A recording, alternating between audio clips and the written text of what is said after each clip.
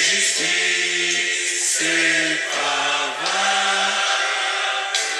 Et justice, c'est travail.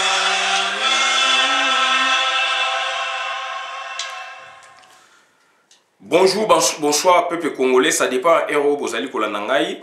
Tant que embara hymne national oyo et puis sarabiso ba idée makasi ba idée mingi et puis sarabiso aussi donc souci na ndenge mboka na biso lelo ezali kokene mboka na biso ezali kokene na kufa mboka na biso ezali kokene na kufa puisque ba politiciens balingi ko salelo mote et balingi ko lobelo ko mogote donc ba situation est catastrophique na domaine nyonso mais congolais ezali ko mona puisque ba PCA kwanga ye batie quelque part aza kozwa mbongo ba corrompre ende congolais abiki mokili ebongi congolais abi mokili ebongi alors que donc azali corrompu puisque azali kokumisa jeep un cardinal azali kokumisa mutu ka ba PCA alingi ko laksa biso alingi ko faire passer quel message to ebité tout power est créé Félix Antoine Tshilombo oyebi yango yo cardinal ambongo ozalaki na kati ya babiloko ba senko otamboli osiyone mondo lobi na ba conséquences esalamaki ba bomi batu likola biloko wana ba bomi bilenge oyo lobi donc ba kokai pe donc koma mikolo ba selpe makamusu na ba famille pe na nation ba bomi bango na régime wana ba créer Félix Antoine Tshilombo Félix Antoine Tshilombo akomi na loleng na poste na lolenge oyo yo yebi ya yebi nga na yebi yo cardinal ambongo et lelo yo pona jeep puisque kanamba boye ko pesa o jeep Félix apeso jeep olingi ola ki sabiso ke yo donc ndembo ke bongi ngwana ozali corrompu cardinal Fridolin ambongo donc ba confusion wana. Si vous croyez qu'en face de vous, il n'y a pas de gens qui raisonnent, tozali wana. Et toko tikate toko limbate. Donc, tu es ming lelo yo makambu ya ba vertu ya Zaïre. Puisque na Zaïre, on n'a pas vécu ça, on a connu un grand cardinal. Un grand cardinal donc qui a fait des grandes réformes à niveau donc de l'église romaine. Puisqu'il a apporté l'authenticité dans l'église romaine. Donc, Nachan, na église romaine a apporté chorale, musique africaine congolaise, rythmique, wana na kata musique romaine, basali yango sos, a apporté ma tenue vestimentaire, yaba africaine na kata église catholique, a s'opposa qui na président fondateur du MPR. Donc, auto benga qui dictateur, à s'opposer qui naie tant que comme une débaptisation que Mobutu Alobi recourt à l'authenticité. Jamais nos aïeux s'appelaient, n'est-ce pas, Jean, Christophe, Chantal, et Marie-Josée, etc. Il faut recourir à l'authenticité. Jamais un Chinois s'appelait Jean, et donc un Japonais, etc. C'était du vrai. Et cardinal, le grand cardinal Malula, à Monakiango, Mabé, Joana Kina Mobutu. Donc, tu as qui recourt à l'authenticité. 3 états au Congo, le Congo comme Isaïe. Donc, voilà la situation où l'église s'oppose qui n'a président de la République. Benga qui est dictateur. Et aujourd'hui, président successif au Bazaï comme un président protocolaire na Congo. Na guerre inexistante donc na Congo. Donc, c'est-à-dire, normalement, l'église catholique, il faut avoir sa position. Et on vit dans la tyrannie. On vit dans le cynisme politique aujourd'hui au Congo. Vrai comme il faut, faux comme il faut. Donc, on a connu avant lui son prédécesseur, le grand cardinal Monsengo Passy Laurent.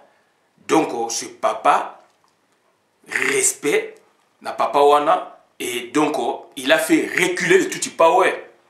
Il a fait reculer le Tutsi Power. Jusqu'à ce qu'Hippolyte Aboué organise l'élection de télémine l'église catholique na tête nango. Papa Laurent Monseno Passigna, donc a bimisi Batou, église est bimi, et tout y power va reculer.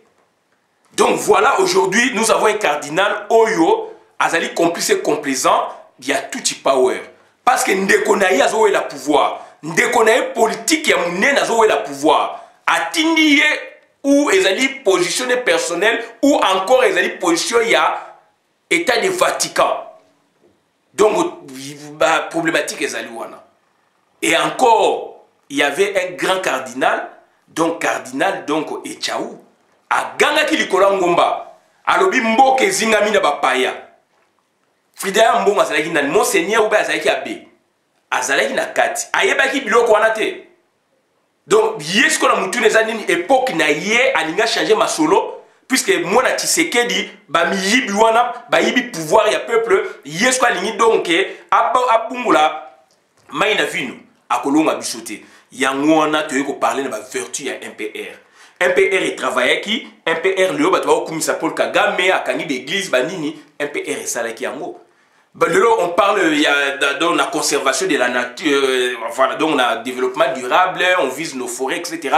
Mobutu a fait de sa politique aussi, donc à ses bases qui, pardon, donc on a la thématique de conservation de la nature, tourisme. Donc tu précédé, tu belé, Mobutu a 73 na tribune des Nations Unies à parler qui n'a plus quoi. Donc on va voir ça avec vous. Aujourd'hui, il y a impunité, on vole 15 millions, Chibala plus de 650 millions, donc Mouyib Moussou Sami Badi Bangaya, IDPS plus de 250 millions, bah, statistiques et bimi. Félix aujourd'hui, Azan a plus de 1 milliard de dollars, à Mipesi Sikoyo, à côté Maramboba pétrole, il y a or noir, donc ils ont volé plus d'1 milliard, là, donc en 9 mois, donc c'est-à-dire, il y a impunité, mais tout le temps, là, on a un régime en Mobutu Soke Zala qui paie.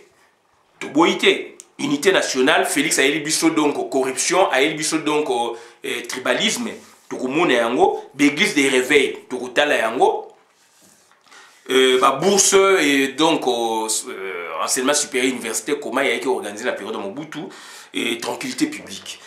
En commençant par la conservation de la nature, Mobutu a eu la conservation de la nature donc et conservation de la nature et tourisme.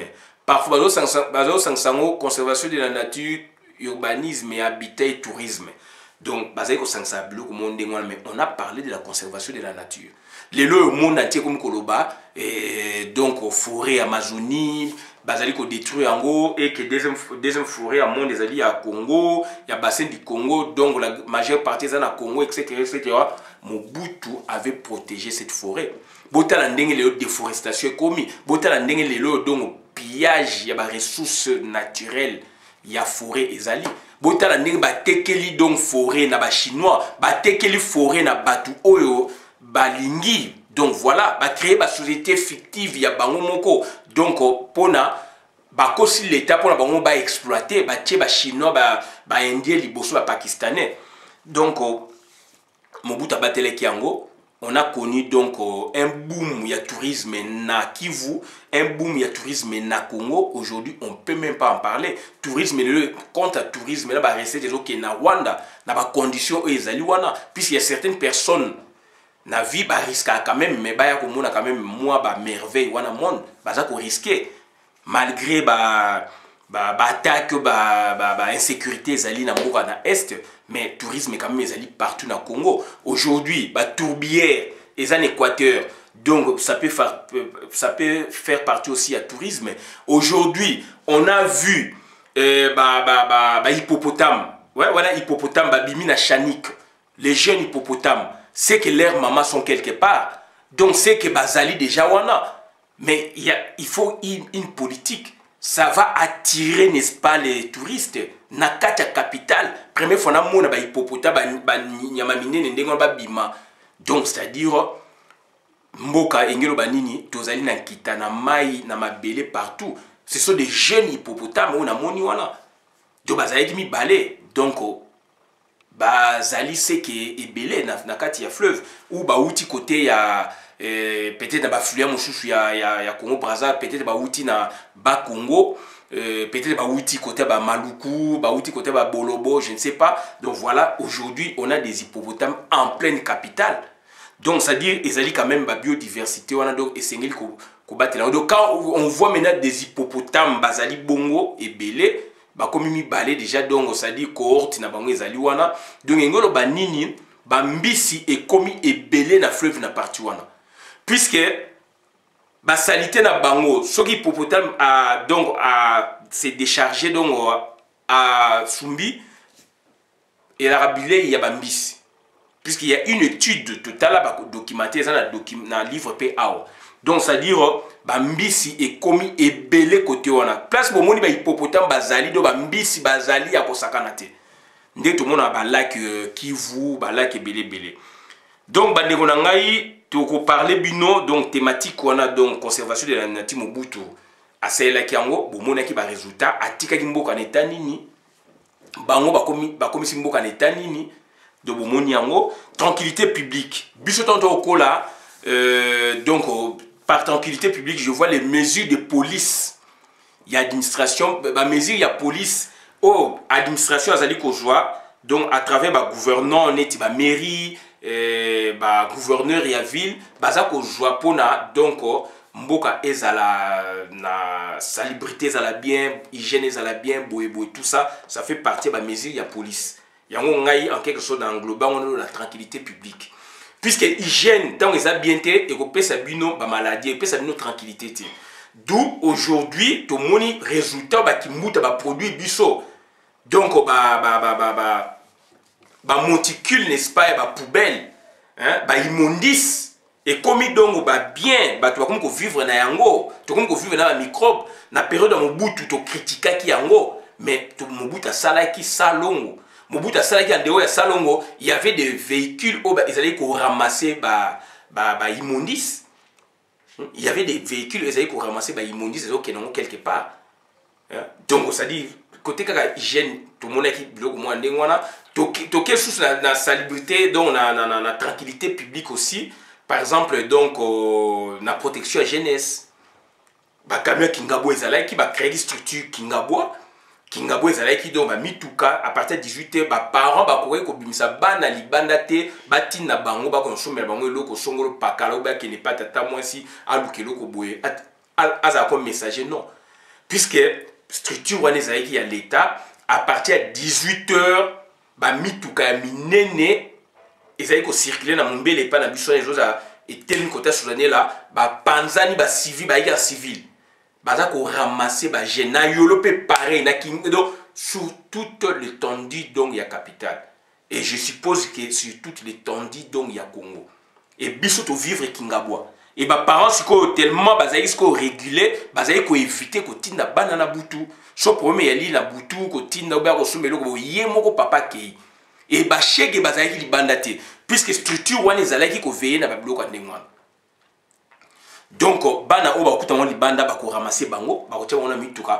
ba ko beta bango te ba ko violer bango te ba ko protéger bango ba ko mema bango na structure o ya bango ezalaki kota funa na sima na nzela okene libongo istaboye ozo kene libongo ya ndolo au virer à droite et ezali quelque part là na Kingabwa côté wana il y avait une structure babenga Kingabwa donc ça dit ça faisait partie intégrante ya ba service à ministère intérieur nous on a grandi avec de telles structures donc bako ramasser bana nyonso à travers la capitale bako mema bango kuna o bazali ba mineur donc banana seti na âge au bas ben mineur ba ramasser bango ba okena bango kuna ba ko établir ba liste mwana na mwana ko pesa détail identité na ye ya ba parents na ye place ba vanda ka venir na bango soka yebi ko lobate ba ko décrire ba ko loba et il y avait une émission après information à radio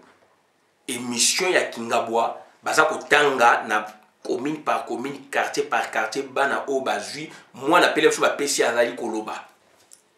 Ngai songolo Christian, baka inga place boé, nazali place boé, bango bakos balobi, après bana nem soupe bazali koloba. Et puis donc, ba parents ba rejoint voiture accueilli à récupérer moi naye à zongi naye. On a vécu avec ça. Na cas de salubrité publique, wana mena na Kasavubu puisque nga na botem na Kasavubu na Lodja.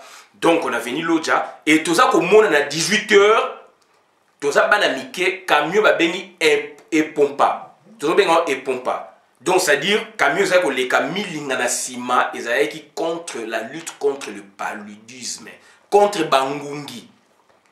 Tout ça ko landa bana mike et pompa et ba 17h30 ba 17h30 blo mabongo. tant que moulé ballon kota et pompeza pour chaque avenue. Je vous dis chaque avenue sous les MPR sous Mobutu. Chaque avenue est pompa yangwana milinga donc zo kota dans la balabala camion milinga et donc ba fumer contre le paludisme. Et na époque na biso la bangungi batazo bela mingi paludisme était au malaria plus 1 plus 4 non. On a vécu comme ça. Et les qui n'a venu boué au moins la même chose bana mike ba rolandango na venu boué balandi donc et les qui n'a venu boué chaque avenue camion ya ba et pompa ba kisi ya bangungi to viva qui en a Kinshasa. Donc c'était la tranquillité publique, c'était ma mesure ya hygiène, ma mesure contre le paludisme. Donc, c'est-à-dire, tu vivais qui bloque wana. Et ça fait partie intégrante, il y a ministère intérieur, ça fait partie, il y a défense, il y a mboka. Tranquillité publique. Ils ont fait partie, il y a défense, il y a mboka aussi. Dans la maison de Nalobi. Tant pour ramasser bana wana, donc il n'y avait pas de chègues, il n'y avait pas des phaseurs, non. Bakoja bana wana, ceux qui azali étrangers, bakoye baza étrangers, ceux qui azali, donc ça fait partie aussi, donc il y a défense en Mboka, donc il y a intégrité territoriale, il y a Mboka, ministère intérieur. Enseignement supérieur, thématique, il y a enseignement supérieur universitaire, toujours une bourse, restauration et transport. Il y avait la bourse à niveau extérieur, on peut la bourse, on a diplôme, qui ne libanda à partir du diplôme d'État. À partir du diplôme d'État, on a la bourse. Baoza bourse donc diplôme d'état baoza bourse mais na okara lisusu papa le qui m'a fait ça ngai même bana oyo bazali na école primaire bazali pe bourse pe zali ko bima mais nga moneli mais papa le ka epsenga bi oui il y avait la bourse na époque na bango donc bana oyo ya ba si école primaire boye a ju bourse a kei mais nga na vivre mingi bourse donc à partir du diplôme d'état ngai nazali qui même donc causer la bourse tant la si dans diplôme na ngai dossier côté du ministère de l'enseignement supérieur universitaire et recherche scientifique donc voilà et mathieu comme na souka yaki quota régional to na oui province plus Kinshasa capitale 9 moi j'ai représenté l'Équateur pour que na pétrochimie donc na Pologne jusqu'à ce que donc dossier to moni na niveau administration na c'est et Mati secrétaire général signé ministre de l'époque dont j'étais le nom a pasoli ba papier on a ache bande konaye bakendaki. Est-ce que batangaki baka on est belé tout moni ba master zozana bangwana o ba okende Chine tout moni bangwana ba master oyo ba okende Chine o ba okende ba ke Chine kotanga na médecine na boyeboy o ba kei na France o ba kei boy biso yaki Pologne yaki bamboke belé ba pasol ba nini e komike na kata ipena ipena ibike na oke mikile yango tant papa bi non il faut o tanga na Kendesko na faculté droit 84-85. Donc voilà la situation là. Donc il y avait la bourse pour na batba kene libanda kotanga. Il y avait la bourse aussi à l'intérieur. Na mboka na Congo enseignement supérieur universitaire nyonso soki mwana zui bac na ye 60% tant au jeu inscription na université ou enseignement supérieur puisque tu as na trois universités université de Kinshasa, université de Lubumbashi, Unikis non, Unikis c'est la université de Kisangani et puis Inilu, université de Lubumbashi. Donc tu as trois grandes universités na ba institut supérieur. Donc ce que j'ai inscription na ba institution na 60% likolo oza automatiquement na bourse na premier graduat. To viva ki yango et puis ce que passer na 60% automatiquement oza boursier. Nga j'aurai diplôme d'état na 58% mais tant on a passé na faculté à 60%, 62%, donc na komaki boursier. Et ça, la situation que vivre au Congo avant le 24 avril 90. Donc bourse et zalaki et puis si vous étudiant à ça la TFC, travail de fin de cycle et à graduat, il y avait des subsides. Bazo ko pesa étudiant moi mbongo ya recherche, moi mbongo asala somara ma papier, moi mbongo dongo asala ba relu, ba photocopie, ba boye pona à présenter TFC nae, bazé ko pesa moi ba subside. Na mémoire aussi pareillement. Mais to critica qui régime wana, to benga en dictature.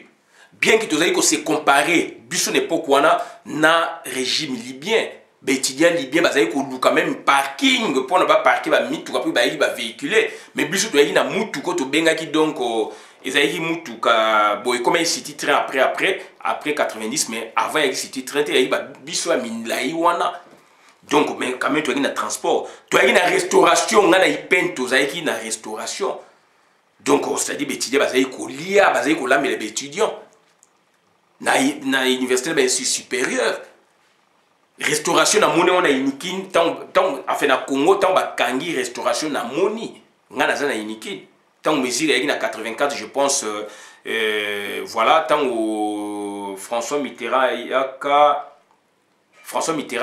donc bana IBTP en face à Mongalema ba sabotaka ya après mobutu zo ba mesure belé ba kangi BTP wana boye donc ba ekolongo la restauration on mangeait na ba université aux la carte no donc tozali na droit à nourriture tozali na droit à logement tozali na droit à transport mais to critique qui logement étudiant au bazali donc tellement étudiant ba komaki belé ba structure d'accueil donc ba homme wana eza kusuko ko recevoir ba étudiant officiellement té mais il y avait une politique ba hôtel ya Congo donc l'état a signé ba contrat na bango ba étudiant ba komaki ko vanda wana na armée aussi ba soda ba policier tellement ba camp militaire eza muke banini ba jouer ki bango pe ba hôtel ba jouer bango hôtel ba militaire ba policier ba komaki ko vanda na ba hôtel l'état aza ko futa yango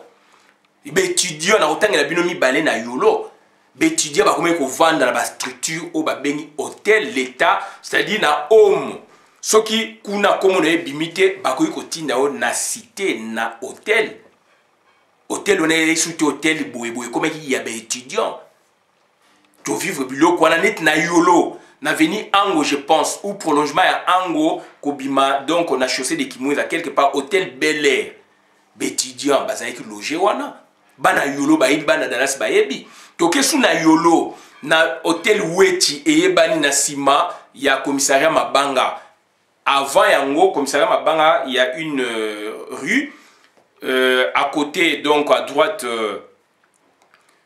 droite ezali nini à droite ezali polyclinique moko ezali wana na gauche yango neti ba hôtel moko ekomaka wana ou bien ba dancing moko eza wana na sima nango hôtel Weti na yolo sud ezalaki ba étudiants bazalaki wana à travers la République c'était comme ça et maintenant tozalaki siko kokende ndenge na baku il y avait de bus c'est-à-dire étudiants atangaka na IPEN azali logé IPEN kuna ezali rempli na étudiants batindie na yolo mais donc akozwa bus na yolo kaka wana bus ezo mata IPEN amati na ba bus wana akei kotanga na IPEN akoyi pe koluka moyen mususu mais donc mais ba bus étudiants ezali étudiant avandaka na cité verte atanga na IEC azokende na ba bus étudiants oyo atanga na IPEN awuti selembao atanga na campus bako mata IPEN o bazo kito bazo ko mata bakoma na rompenga ba musu bakiti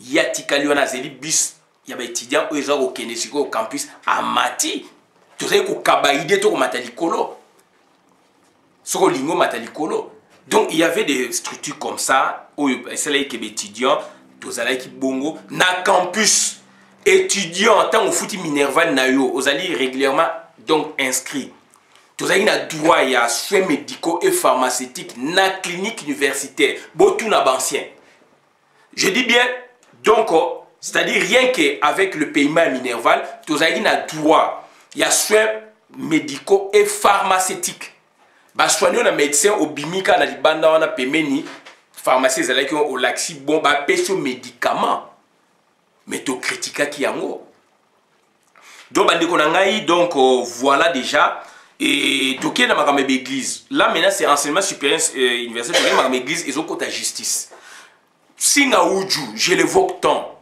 le papa est encore à vie peut-être discrétion à lingo lobate papa singa uju nakati ya MPR parti ta nazaï papa wana akangaki ba église binzambi Le lot, comme ça, Paul Kagame a gagné plus de 3000 églises. Ça, c'est rien ça. Il y a un qui a vu ce scientifiquement prouvé.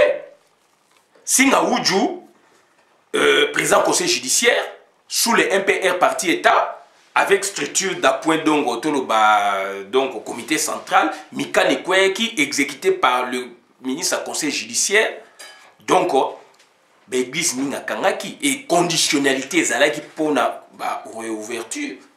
Il faut que pasteur Wana, dirigeant Wana, Azala au moins na diplôme ya gradué en théologie. C'est-à-dire que banini aux un diplôme d'état. Diplôme d'état on est allé donc au tangi normalement oui ko comme ko tang les ba diplôme d'état si côté.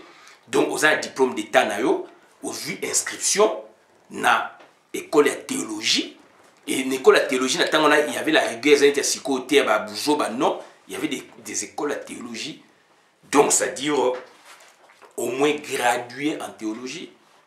Ba mona ki makambo ebimi lelo ba mona makambo bo comme ça Paul Kagame Singa Oudjou est là. Azali donc un des éléments ya MPR. Oyo basala ki masolo. Papa Singa Oudjou est là.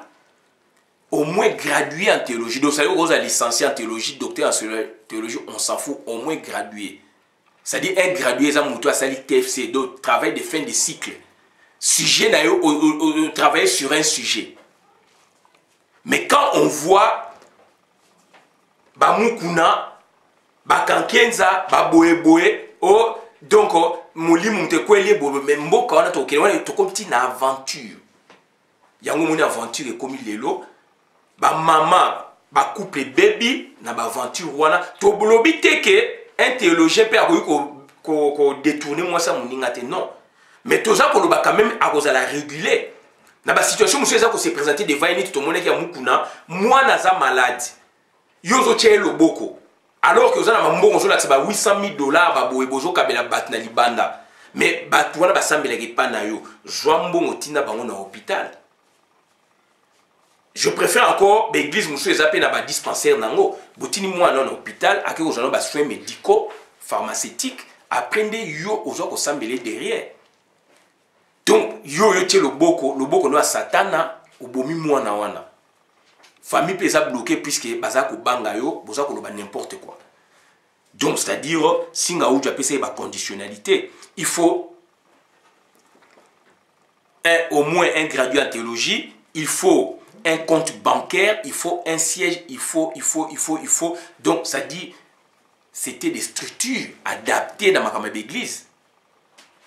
Dans la situation culturelle.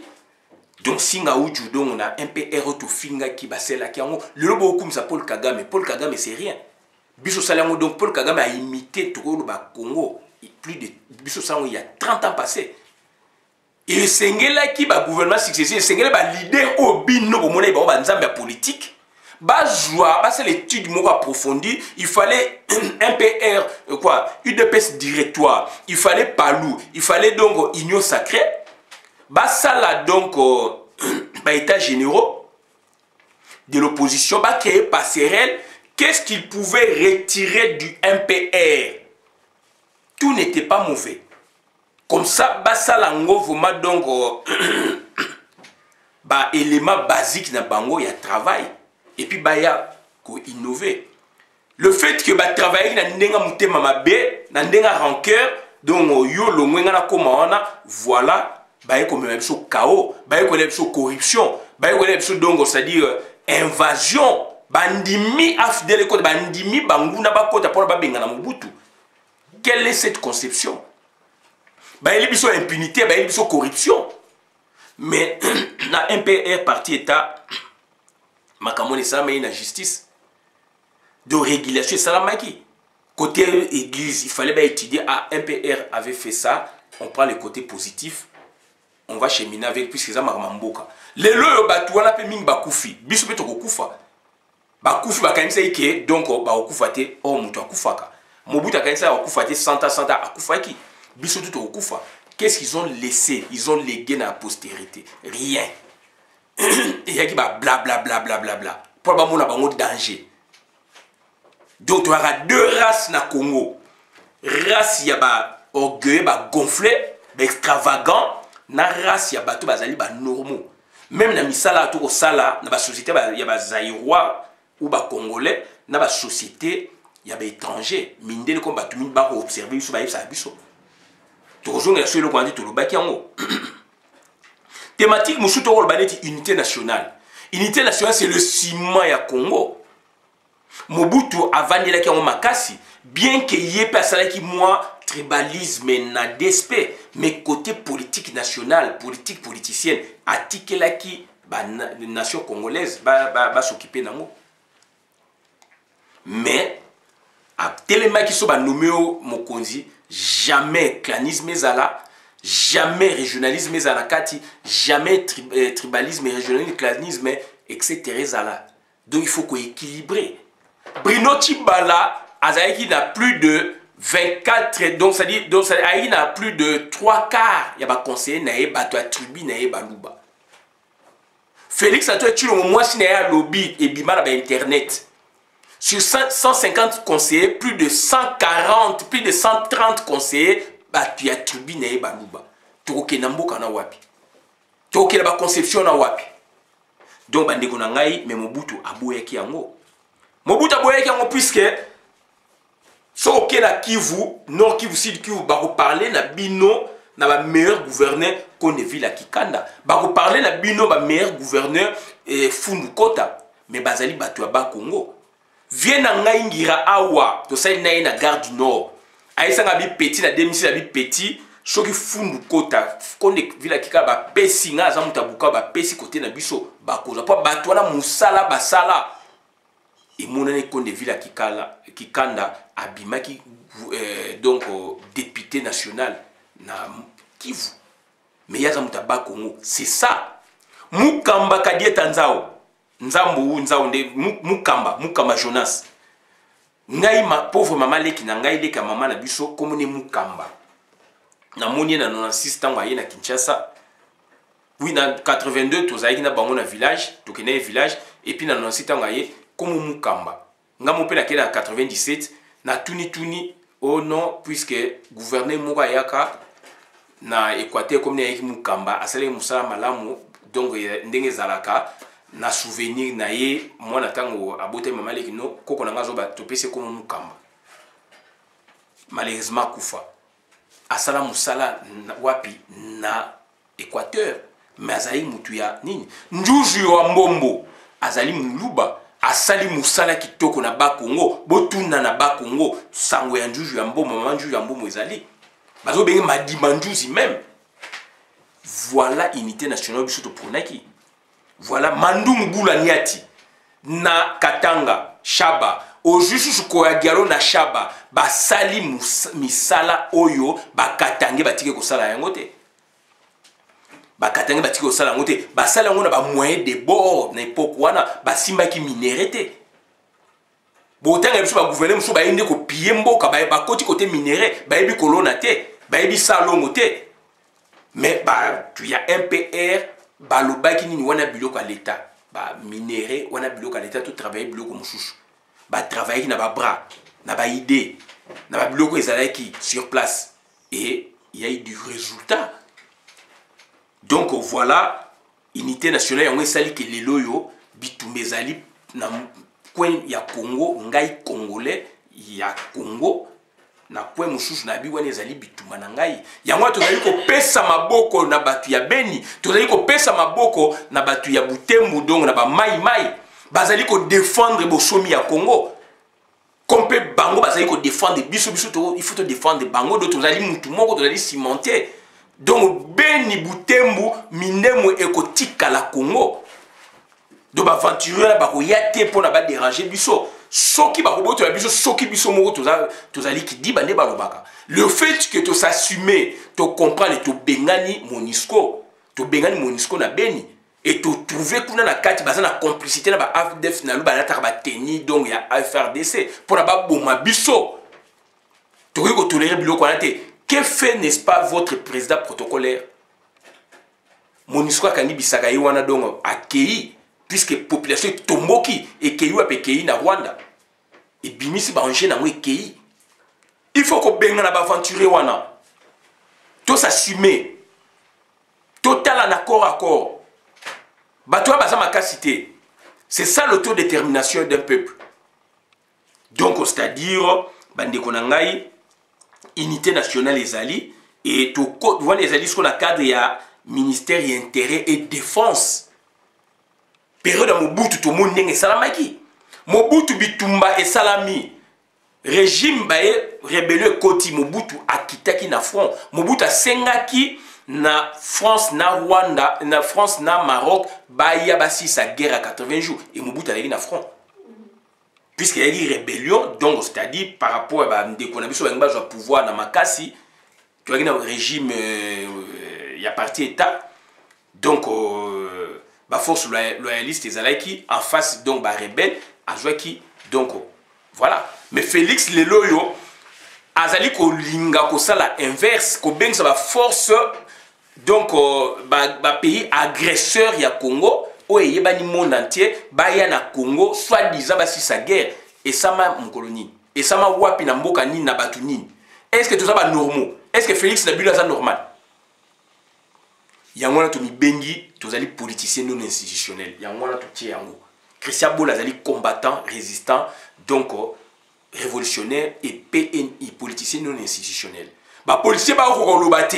Mais tout le monde a qui UDPS directoire quand il y avait un problème, professeur Liawa ou Tara Boston à Oya, bah Kiti, bah Koti réunion dans la cour. Il y a papa qui bah sa biso plutôt 20 paiement bah on va côté na katanda quoi après bah bimi libanda bah rendre biso compte bah réunion monsieur Zaï libanda pour les boy. Professeur Liawa ou Tara Boston.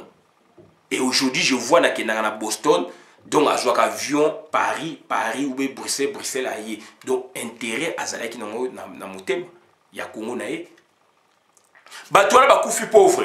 Ba koufi oui ba zali ba ministre ba nimba ba koufi pauvre par rapport à ba miyibi o ya lelo ba zo sa lelo côté mais ba toi ba yeli na bolingo. Ba zali na bolingo à Congo ba travailler pour na Congo. Voilà situation où tu ko vivre bande ko na ngai donc ezali mawa mingi donc c'est-à-dire impunité et côté na Congo bomuyibi donc à grande échelle bayibi 15 millions de dollars au babi officiellement na présidence il y a Félix Antoine Tshilombo directeur cabinet na impliqué Mediapart et lobby en monde entier diffusant au monde entier yemo Félix a juste 6 millions de dollars moi si na a juste 3 millions 2 millions Vital Kamerhe a juste 3 millions Jean-Marc Kaboun 400 000 François Mwamba 1 million de dollars ba mbongo wana ba yibi yango et Félix a yibi plus d'1 milliard de dollars ba statistique et bimi Bruno Tshibala a yibi plus de 650 millions de dollars Sami Badi Banga a yibi plus de 250 millions de dollars ba statistique et bimi ba mbongo wana ezali ba fonds o ba pesa ba pays pour na ba développement et ba secteur songolo pakala. Boza ko yiba mboka bongo me bozo senga ba fonds monétaire international ba banque mondiale etc. To komela pe batuana ba yebi pe makamezo le kana Congo. Donc voilà bande ko na ngai mais na période de Mobutu il y a eu vol ya 4 milliards de dollars makama minéraux zaki na quantité et yaki makama ba fournisseur ba zaki na complicité na administration ba kotsaki ba fourniture administrative ndenge zalaka donc ba marché public. Voilà, si on va gonfler la facture, qu'est-ce qu'on donne au premier ministre à Kanga Batouana, Bakota Babuloko, Sévir Batouana, mais na katuana ma minéraux, ça veut dire minéraux, ça m'a camusou, et talibiso, ça m'a l'état. Bakanga qui bango, donc il y a qui ba fourniture, baso c'est un imbonge bima, mais oh bakum ko sakana diamant facilement, manganèse facilement, cobalt facilement, bois facilement, bois facilement. Pillage à grande échelle, à ciel ouvert. Bakonza mbuka na yo. Yango to kabwani na bango biso to zali donc to zali donc na zayi to kabwani na bango il fallait to kabwana na batwana. Botika na Congo ya makila, botika na Congo des biso to zana kata zayi o yaki na ba vertu. Et zayi to za koloba il y a le 27 octobre 1971 till le 24 avril 1990, 19 ans à Zaïre, auto bengi à dictature, mais il y a eu des vertus en auto joueur le béango. Zaïre, il y a le 24 avril 90, le 17 mai 97, 7 ans, on est Zaïre, Mobutu, donc MPR est comme un fait privé. Côté où on est MPR parti État, côté où on donc pluralisme politique, on est monopartisme. Parti mon côté où on plusieurs partis. Mobutu le discours le 24 avril 90, a photo il y a 3 partis. UDPS, MPR, na FCN. FCN donc Front commun des nationalistes, il y a Boula Mandungu, Niati, na Maître Kamanda. Papa Liaou, depuis Boston, dans la voie de l'Amérique, a dit non, il faut multipartisme intégral. Il y a un parti politique, il faut moi mis, donc il y a sous 3 partis, et comme qui est belé. UDPSP, donc, bah, Boundé Liango, bah, réussir et l'eau. Ça, c'est la vraie histoire. Et ça n'a pas été déjà Papa Liaou depuis Boston, dans la voie de l'Amérique. Donc, donc, tout ça pour le Bamakam Oyo, parce que, donc, Bourou Yeke Koti et Mobutu, voilà, tout continue la justice, finance, économie, budget à Moka. Donc, ils ont des fonctions régaliennes de l'État. Mobutu a veillé qui Nayango. Mobutu a kangi ça, secrétaire particulier Naé, Denis Iloson, compagnon de la révolution au même titre que lui, bateau basali coup d'état au Balongole Kassavoub. Suite à un problème, compagnon de la révolution, secrétaire particulier à Salaki Boloko plus de 10 ans, a été même condamné à mort. Voilà, Mobutu a Salaki Ango. Mobutu a kangisa me baninga na ye. Basali mabe Mobutu a kangisa bango. Mais le lobo ta mboko ndenge zali, mais to benge Mobutu dictature, to mona ke diabulu. To lingaka kende.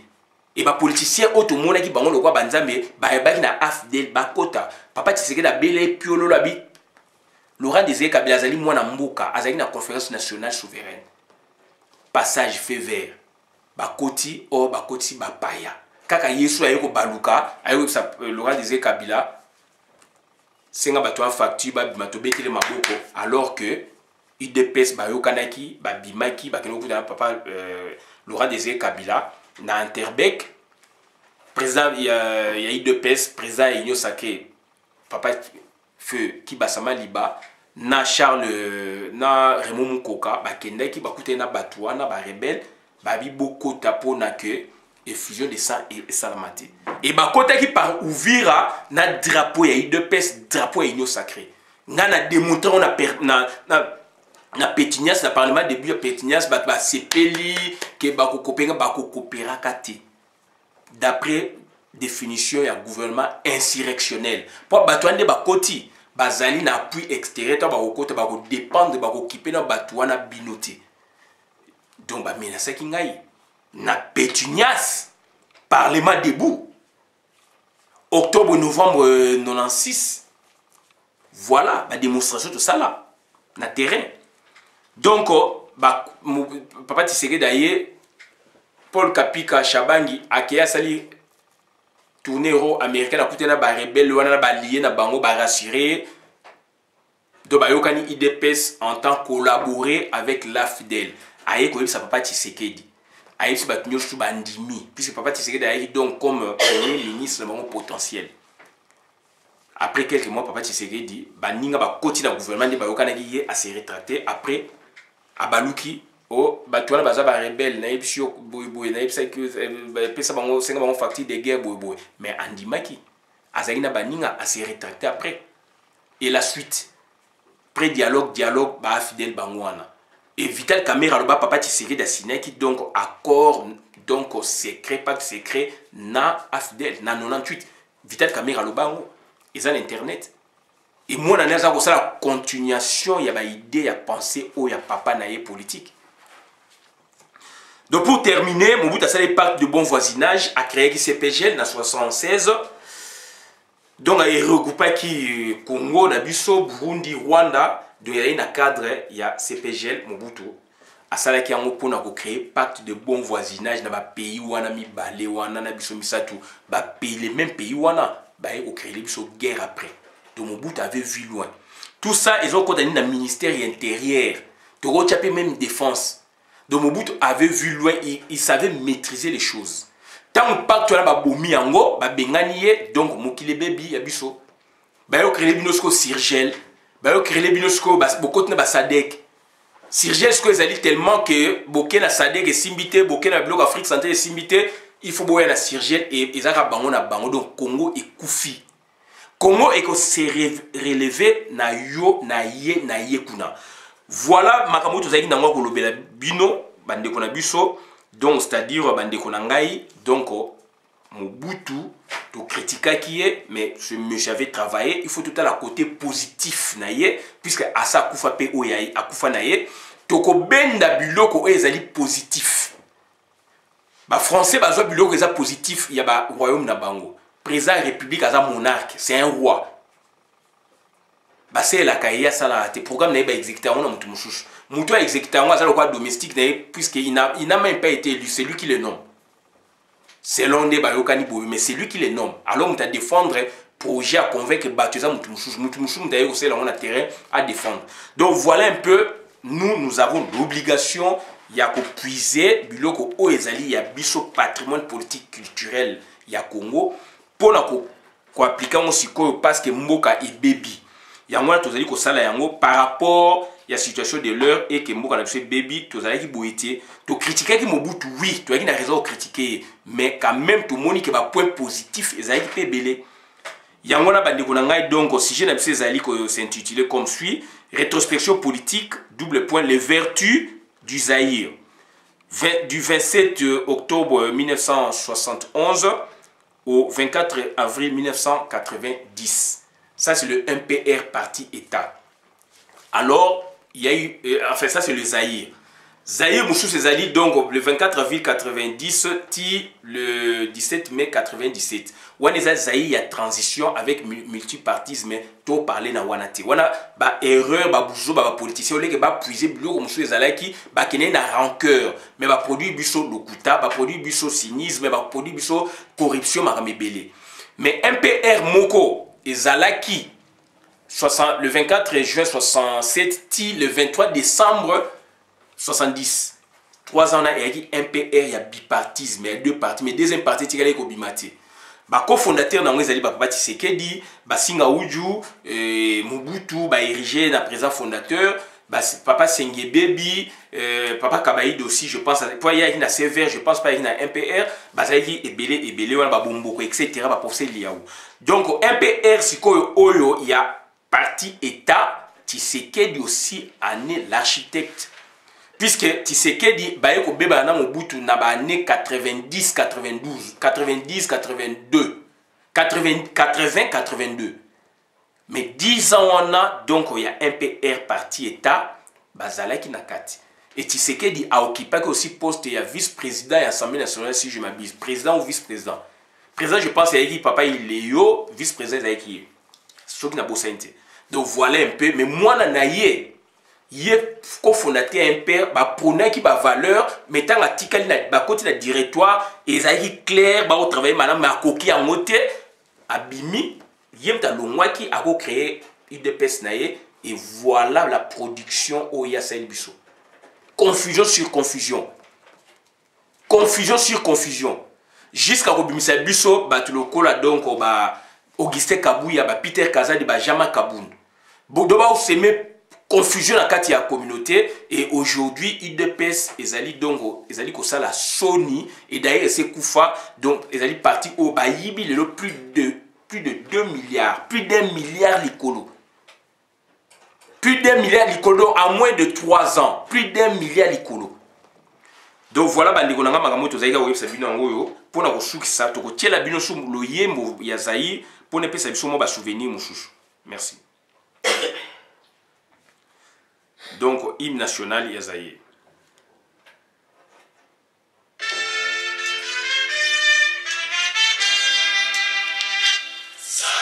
Roi dans la terre retrouvée, peuple uni, nous sommes les Zaïrois. En avant, fier et dignité, peuple grand, peuple libre à jamais. Tricolore, enflammez-nous du feu sacré, pour bâtir notre pays toujours plus beau. autour d'un fleuve majesté, autour d'un fleuve majesté.